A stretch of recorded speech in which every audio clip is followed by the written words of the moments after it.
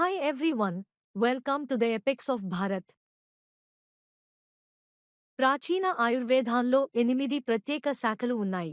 1. ఆంతరిక వైద్యం, కాయ చికిత్స. ఇది ఆత్మ, మనస్సు మరియు శరీరంతో సంబంధాన్ని కేంద్రీకరిస్తుంది.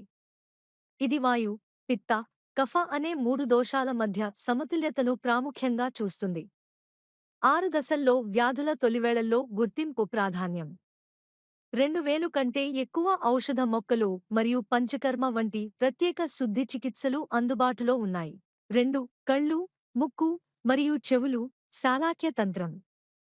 ఇది సుశ్రుతుడు 72 కంటి వ్యాధులు మరియు కళ్ళు, చెవులు, ముక్కు మరియు గొంతుకు సంబంధించిన శస్త్రచికిత్సల గురించి వివరించారు. 3.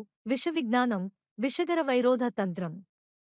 ఇది కాలుష్యం, జంతువులు, మొక్కలు మరియు ఖనిజాలలో విషాలు, మహమ్మార్లు వంటి అంశాలు మరియు వాటిని గుర్తించడంలో మరియు నివారించడంలో పద్ధతులు అందించబడినవి. 4. శిశు వైద్యం, కౌమార భృత్య. ఇది గర్భవతి స్త్రీ మరియు శిశువు సంరక్షణ, శిశు అభివృద్ధి మరియు బాలల వ్యాధుల గురించి చర్చిస్తుంది. బాలల లింగం మరియు శారీరక నిర్మాణం ముందుగానే నిర్ణయించేందుకు పద్ధతులు ఉన్నాయి. 5. శస్త్రచికిత్స, శల్యతంత్రం.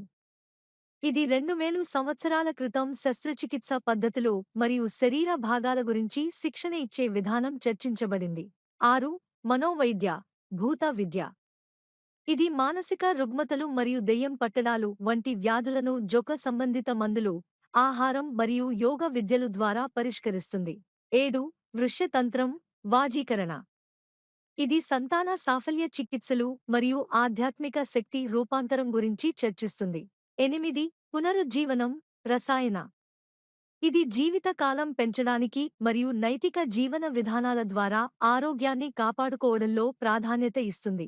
వీడియోను చూసినందుకు ధన్యవాదాలు. దయచేసి లైక్ చేయండి, షేర్ చేయండి, ఇంకా మా ఛానల్ను సబ్స్క్రైబ్ చేసుకోండి.